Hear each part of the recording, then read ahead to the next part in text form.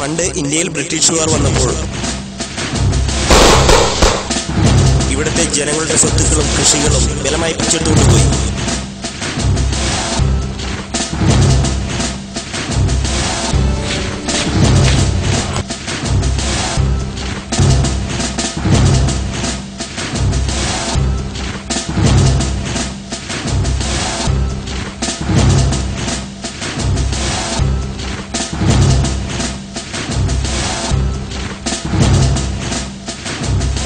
എന്നാൽ ഇന്നും ഇതേ മുറ തന്നെയാണ് ഇവിടെ നടന്നുകൊണ്ടിരിക്കുന്നത്.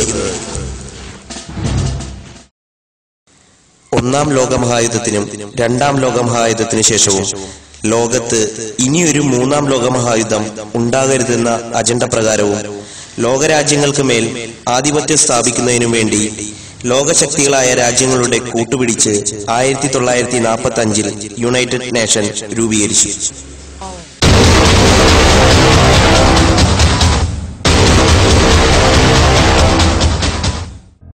ഒന്നാം ലോകമഹായുദ്ധത്തിന് ശേഷം 1919, 1920 കാലഘട്ടത്തിൽ പാരീസ് സമാധാന സമ്മേളനത്തിന്റെ ഫലമായി രൂപം കൊണ്ട രാജ്യാന്തര സംഘടനയാണ് ലീഗ് ഓഫ് നേഷൻ അഥവാ സർവ്വരാജ്യ സഖ്യം. ഒന്നാം ലോകമഹായുദ്ധം പോലെ ഇനിയൊരു യുദ്ധം ഉണ്ടാകരുതെന്നായിരുന്നു ഇതിന്റെ പ്രധാന ലക്ഷ്യം. ലീഗ് ഓഫ് നേഷൻ അഥവാ സർവ്വരാജ്യസഖ്യം രൂപീകരിച്ചെങ്കിലും പല രാജ്യങ്ങളും അതിൽ ചേരാതെ വരികയും എതിർക്കുകയും ചെയ്തപ്പോഴാണ് ഈ രാജ്യങ്ങളെ അമർച്ച ചെയ്യുന്നതിന് ഇവർ ഹിറ്റ്ലറെ മുൻനിർത്തി 1939 രണ്ടാം ലോകമഹായുദ്ധം ആരംഭിക്കുകയും ഇതിനുശേഷം യുണൈറ്റഡ് നേഷൻ രൂപീകരിക്കുകയും എല്ലാ രാജ്യങ്ങളെയും യുണൈറ്റഡ് നേഷനിൽ അംഗത്വമെടുപ്പിക്കുകയും ചെയ്തു. എന്നിട്ടും യുണൈറ്റഡ് നേഷന്റെ കീഴിൽ വരാൻ സമ്മതിക്കാത്ത രാജ്യങ്ങളെ യുദ്ധമുറകളാലും സാമ്പത്തിക ഉപരോധം ഏർപ്പെടുത്തിയും സ്വമേധയാ ഈ രാജ്യങ്ങൾ യുഎന്റെ കീഴിൽ ചേർക്കുകയും ചെയ്തു. എല്ലാ ലോകരാജ്യങ്ങളെയും ഗ്ലോബലൈസേഷൻ അഥവാ ആഗോളവത്കരണത്തിലൂടെ ഈ രാജ്യങ്ങളെ അധീനതയിലാക്കുക എന്നതായിരുന്നു ഇവരുടെ ലക്ഷ്യം. ഇതിന് പണം നൽകുന്നതിന് വേൾഡ് ബാങ്ക് രൂപീകരിക്കുകയും എല്ലാ പണവും വേൾഡ് ബാങ്ക് വഴി ലോകരാജ്യങ്ങൾക്ക് വിതരണം ചെയ്യുകയും ചെയ്തു. പണ്ട് തുടങ്ങി ലോകരാജ്യങ്ങളെ രാഷ്ട്രീയപരമായും സാമ്പത്തികമായും ബിസിനസ് പരമായും സ്വാധീനിക്കുന്നതിനും കൂടാതെ മരുന്ന് വിറ്റഴിക്കുന്നതിലൂടെ മരുന്ന് പരീക്ഷണം നടത്തുന്നതിനും ചെറുകിട വ്യാപാരങ്ങൾ ലോകത്തിൽ കൊണ്ടുവരുന്നതിനും ഭക്ഷ്യ ഉൽപ്പന്നങ്ങൾ വിറ്റഴിക്കുന്നതിനും ഇവർ വളർത്തിയെടുത്ത 100ഓളം ഫൗണ്ടേഷനുകളെ ഏൽപ്പിച്ച് ലോകരാജ്യങ്ങളിൽ കോടികൾ ഒഴുക്കിക്കൊണ്ടിരിക്കുകയാണ്.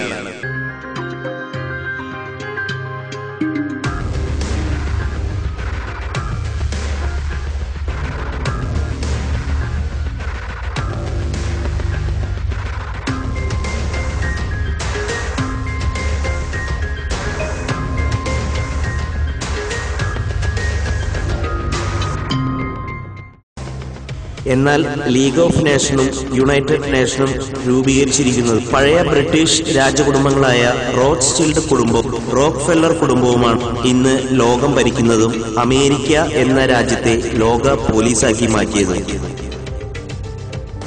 എന്നാൽ യഥാർത്ഥത്തിൽ രണ്ടാം ലോകമഹായുദ്ധത്തിന് പണം സ്വരൂപിക്കുന്നതിനു വേണ്ടി 1913 ഫെഡറൽ റിസർവ് എന്ന ബാങ്കിംഗ് സമ്പ്രദായം രൂപീകരിച്ചതും ഇന്നത്തെ വേൾഡ് ബാങ്ക് രൂപീകരിച്ചതിന് പിന്നിലും ഇതേ രാജകുടുംബങ്ങൾ തന്നെയാണ്.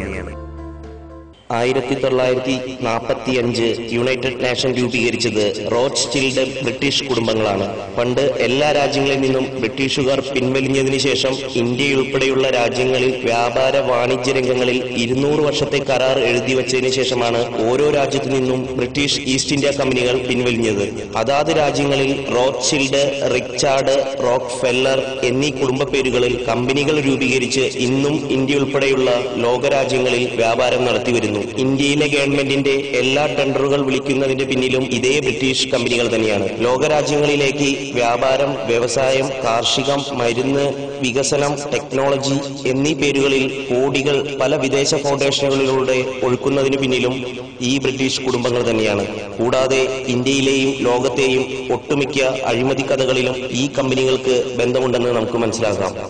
യുണൈറ്റഡ് നാഷന്റെ കീഴിൽ 1944 വേൾഡ് ബാങ്ക് രൂപീകരിക്കുന്നതിന് പണം നൽകിയത് റോക്ക്ഫെല്ലർ ഫൗണ്ടേഷനും ഇന്ന് ലോകത്തെ രാഷ്ട്രീയ പാർട്ടികളെ പണം നൽകി നിയന്ത്രിക്കുന്ന ഫോർഡ് ഫൗണ്ടേഷൻ ഇതേ രാജകുടുംബങ്ങൾ തന്നെയാണ്. റോക്ക്ഫെല്ലർ ഫൗണ്ടേഷൻ തന്നെയാണ് അന്നും ഇന്നും ലോകരാജ്യങ്ങളിൽ മരുന്ന് വിതരണം ചെയ്യുന്നതും മരുന്ന് പരീക്ഷണം നടത്തുന്നത്. ഇന്ന് ഇവിടെ നൽകി വരുന്ന പോളിയോ തുടങ്ങിയ വാക്സിനുകൾ മുതൽ ക്യാൻസറിന്റെ മരുന്നുകൾ വരെ വിതരണം ചെയ്യുന്നതും ഇവർ തന്നെയാണ്. പണ്ട് ബ്രിട്ടീഷുകാർ നടപ്പിലാക്കിയ കോളനിവൽക്കരണം മുതൽ ആഗോളവൽക്കരണത്തിന്റെ ആശയങ്ങളും കൊണ്ടുവന്നിരിക്കുന്നത് ഇവർ തന്നെയാണ്. ഇതിന്റെ ഭാഗമായി പണ്ട് നിയമം മൂലം നടപ്പിലാക്കിയ ഹരിത വിപ്ലവം അഥവാ ഗ്രീൻ റെവല്യൂഷൻ എന്ന പേരിൽ കൃഷിയെ പ്രോത്സാഹിപ്പിക്കുകയും അതോടൊപ്പം ലോകങ്ങളിൽ ക്യാൻസർ പോലുള്ള അസുഖങ്ങൾ പരത്തുന്നതിന് TDT, എൻഡോസൾഫാൻ പോലുള്ള മാരക കീടനാശിനികൾ ഉൽപ്പാദിച്ച് കർഷകർക്ക് വിതരണം ചെയ്യുന്നതും ഇതേ ഫൗണ്ടേഷനുകൾ തന്നെയാണ്. കൂടാതെ ലോക ജനസംഖ്യ നിയന്ത്രിക്കുന്നതിന് ലോകരാജ്യങ്ങളിൽ ഫാമിലി പ്ലാൻ അഥവാ കുടുംബാസൂത്രണം നടപ്പിലാക്കിയതും ഇതേ ഫൗണ്ടേഷനുകൾ തന്നെയാണ്.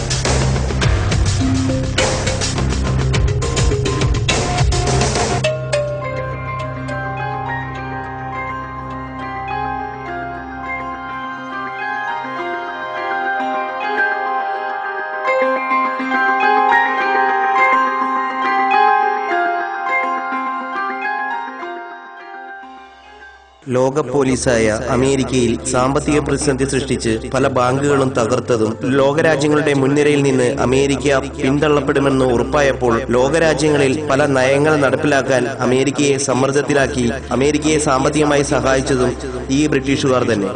അമേരിക്കയിൽ പ്രസിഡന്റായി ആര് ഭരിക്കണം എന്ന് തീരുമാനിക്കുന്നതും ഇവർ തന്നെ. വിദേശ ശക്തികളുടെ ഇംഗിതത്തിന് വഴങ്ങാത്ത നിരവധി അമേരിക്കൻ പ്രസിഡന്റുമാരെ വധിച്ചതിനു പിന്നിലും ഈ ബ്രിട്ടീഷ് ഭരണാധികാരികളുടെ കറുത്ത കൈകളുണ്ടെന്ന് അമേരിക്കക്കാർ തന്നെ പറയുന്നുണ്ട്. അമേരിക്കയെ ലോക പോലീസാക്കാതെ സ്വതന്ത്ര ഭരണത്തിന് വേണ്ടി വിട്ടു നൽകുന്നതിന് പല രാജ്യസ്നേഹമുള്ള സംഘടനകളും അമേരിക്കയിൽ തന്നെ സമരം ചെയ്യുന്നതും പത്രമാധ്യമങ്ങൾ ഇത് റിപ്പോർട്ട് നൽകാതെ പൂഴ്ത്തിവെക്കുന്നതിന് പിന്നിലെ കറുത്ത കൈകളും ഇവരൊക്കെ തന്നെ. ലോകരാജ്യങ്ങളിൽ ആര് ഭരിക്കണം, ഏതൊക്കെ ബില്ലുകൾ പാസ്സാക്കണം എന്ന് തീരുമാനിക്കുന്നതും ഈ ഭരണാധികളെ കൊണ്ട് ചെയ്യിക്കുന്നതും ഈ ബ്രിട്ടീഷുകാർ തന്നെ.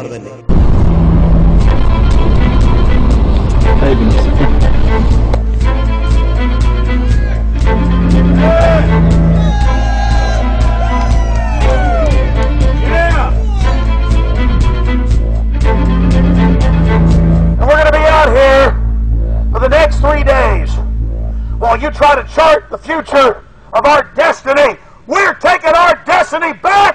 You're not our gods or our masters. We witnessed at least 7 convoys of armed Secret Service entering the Westfield's Marriott, and internal sources confirmed that both candidates did attend at least one meeting inside the conference.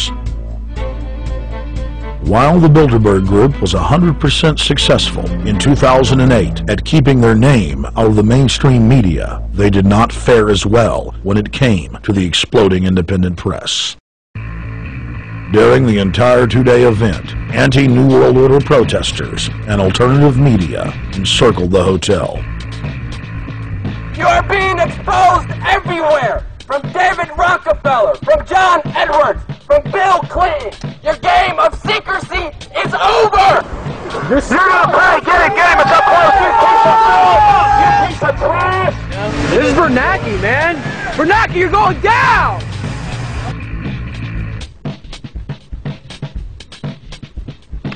Obama, we know you're here, Obama. You cleared your schedule for the next 3 days. We know you're in Virginia. Arch criminals! New World Order scum! We are not your slave scum! Brave Americans came from all over the United States and bullhorned the main conference hall at close range as the global power brokers schemed inside. You are criminals!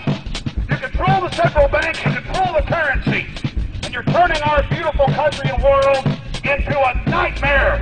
The global elite are desperate to keep their organizational meetings a secret. They are keenly aware that if the population discovers that policy is being developed covertly by powerful special interest, the people will revolt. Informed Americans protested the private Federal Reserve System at all 38 of their regional governorship offices. Arrest Bernanke and Paulson! Arrest all the criminals that stole the Baker bailout money! It was refreshing to see people standing up against the real power structure, not being distracted by the elite's frontmen like George W. Bush and Barack Obama. We traveled to Dallas, Texas to cover We the People taking on the real enemy. Hey, I want to talk to the workers up there on the parapet. The ones smoking cigarettes and just jump back. You're with the American people, we know that. But understand, ask the workers inside. You're not in a federal government building. You're in a private Federal Reserve that uses that name as a fraud. That'd be like if my first name was Federal Reserve Jones. I'm still not the federal government. I'm not a federal agency. But if I said my name was Federal Reserve, I could go out and pay off politicians and get them to allow me to get into power so I could issue the currency and credit, and then I could buy up the world. That's what these criminals have done. You can turn back now or learn the stuff they don't want you to know.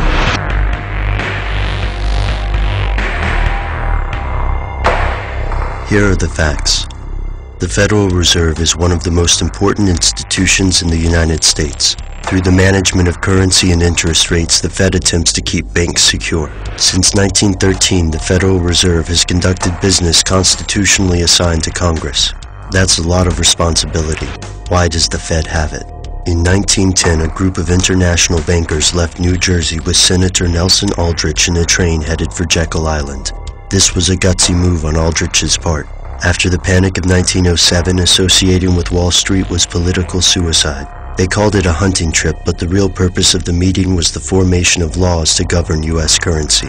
This was a tricky proposition. Article 1, Section 8 of the Constitution states that Congress should coin U.S. money. Additionally, the Founding Fathers condemned central banking. At Jekyll, the bankers and Aldrich created the core of the Federal Reserve Act. In one fell swoop, this act created the Fed and put it under the President's approval rather than that of Congress. In 1913, the Federal Reserve was born despite opposition and controversy. Critics say that allowing bankers to write financial laws is a conflict of interest. On the other hand, who knows more about banks than bankers?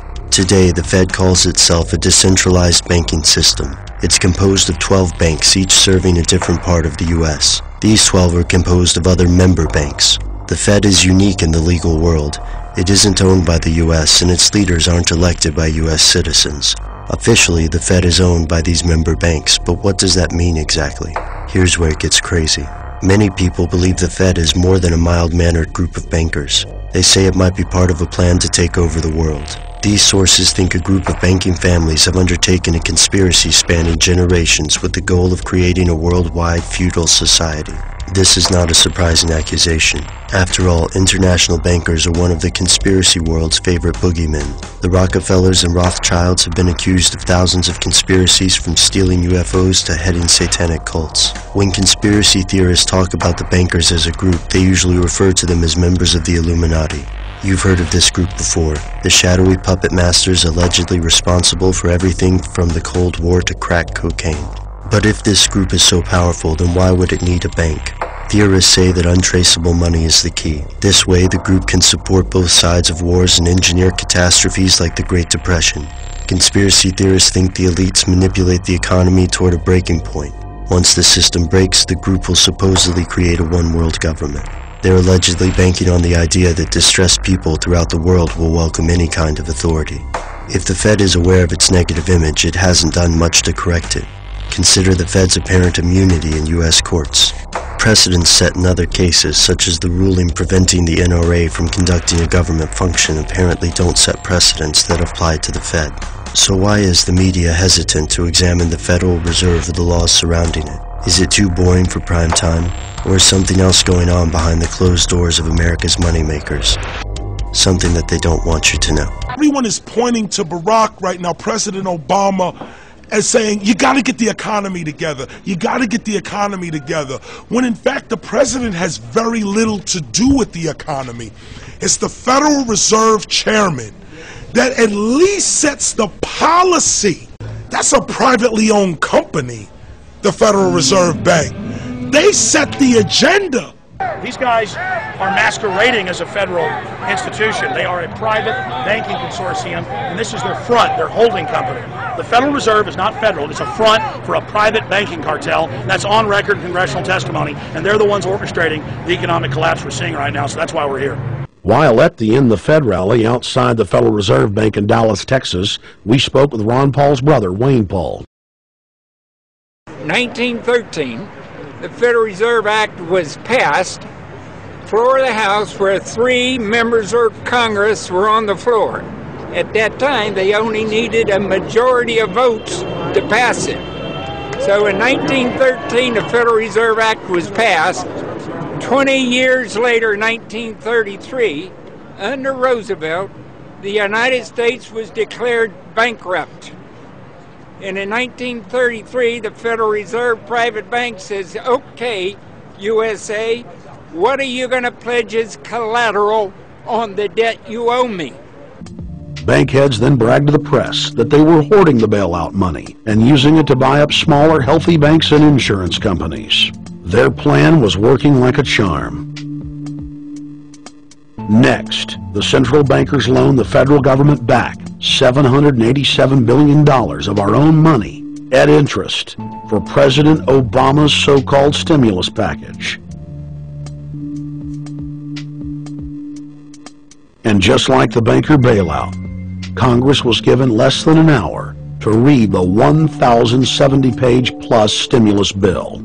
To unlimited fiat capital, they could now buy up sectors of the world economy not already controlled by them. For over a century, the Anglo-American establishment had worked to bring the world system to this point. Artificially engineered global bankruptcy. In an address before the Trilateral Commission in June of 1991, David Rockefeller laid out the elite's ultimate goal. The supranational sovereignty of an intellectual elite and world bankers is surely preferable to the national auto-determination practiced in the last centuries.